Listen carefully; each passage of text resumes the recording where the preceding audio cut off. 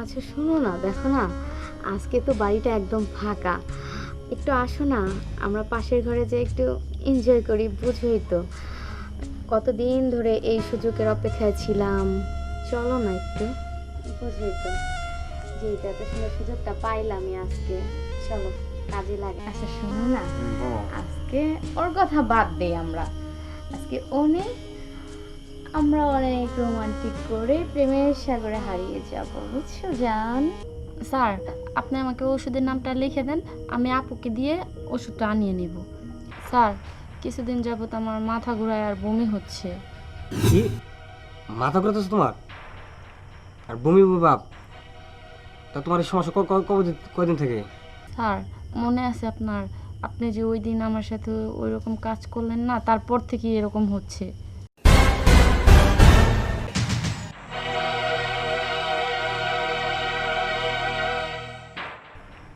এই রিয়া, কোথায় তুমি? চাল পড়তে আসো। আসছি স্যার। এই মেয়েটাকে নেওয়া পারতেছে না।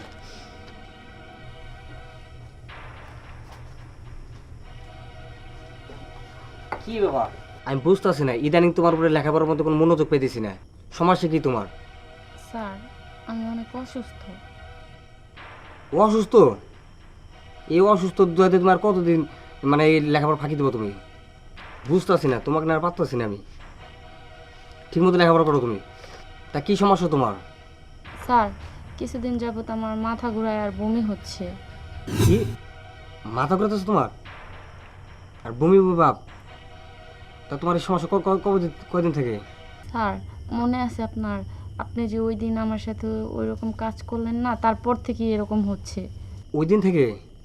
ও আচ্ছা, তাই এই ব্যাপারে আর কেউ তো জানো না, তাই না? না না না, আমি এই ব্যাপারে কাউকে কিচ্ছু বলিনি। ও আচ্ছা, ঠিক আছে, ভেরি গুড। আমার একটা বন্ধু ফার্মেসি আছে, বুঝছো? আমি তোমার ফার্মেসি থেকে ওষুধ নিয়ে দেবো। এই কথা কারো বলতে হবো না।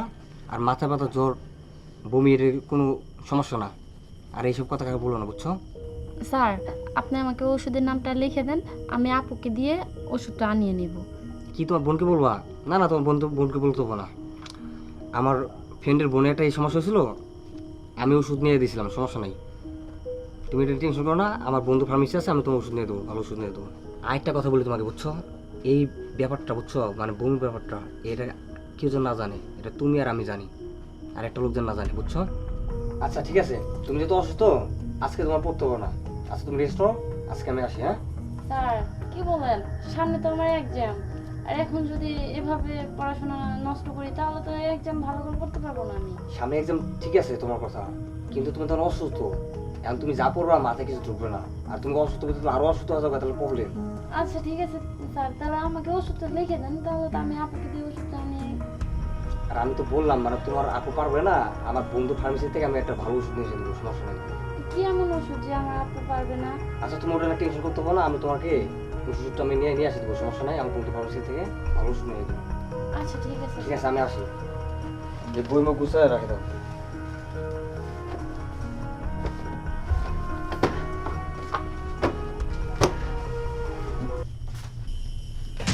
এই শোন, আমি কি শুনলাম?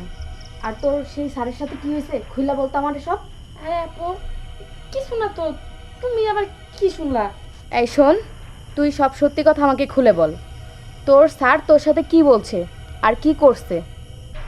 কই আপু, কিছু না তো। এই দেখ, একদম মিথ্যা কথা বলবি না।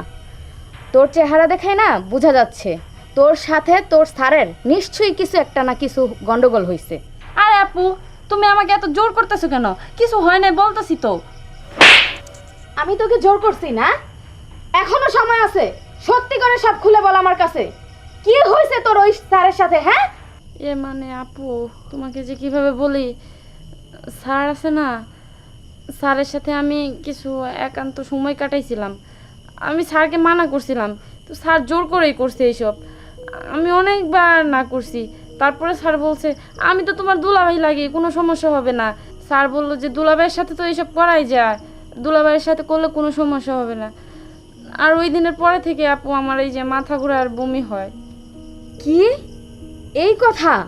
ওই বেঈমানটা তোর সাথে ছি ছি ছি ছি এইসব করছে? আচ্ছা শোন বোন, যা হয়েছে হয়েছে, আশেপাশে কাউকে তুই কিছু বলিস না, ব্যাপারটা আমি দেখতেছি। আচ্ছা ঠিক আছে আপু, আমি কাউকে কিছু বলবো না। ছি ছি ছি ছি ছি, আমি ওরে এতটা বিশ্বাস করতাম আর এতটা পরিমাণে ভালোবাসতাম, আর সেই ও কিনা আমার বোনের সাথে এমন কাজটা করতে পারলো না। ওর এই অন্যায়ের কোনো ক্ষমা নাই আমার কাছে, এটার একটা বিহিত করতেই হবে। না,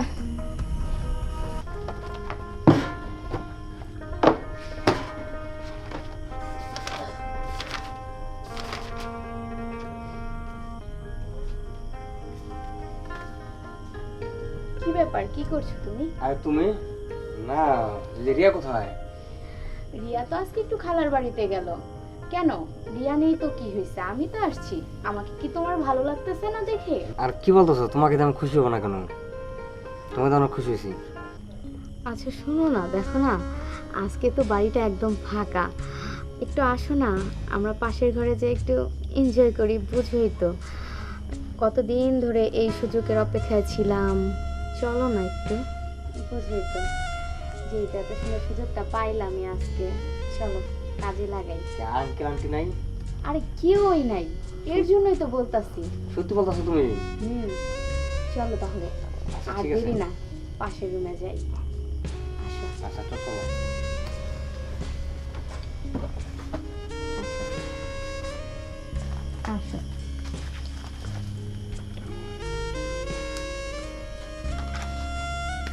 আচ্ছা শোনো, কি বলো। ব্যাপার বলো তো?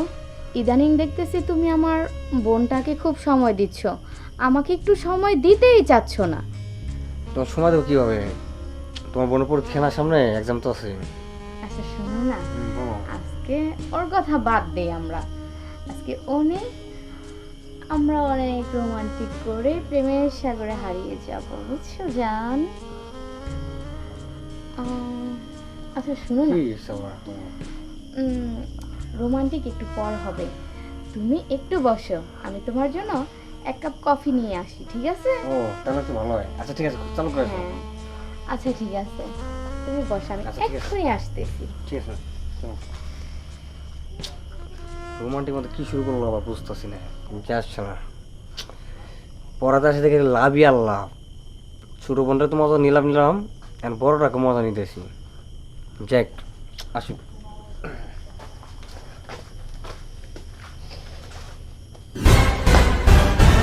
স্যার আপনি এখানে? হ, তোমাকে দেখতে এলাম, কেমন আছো তুমি? এই তুমি না কফি নিয়ে আসতে গেলা, কি ব্যাপার? তুমি পুলিশ নিয়েছো কেন?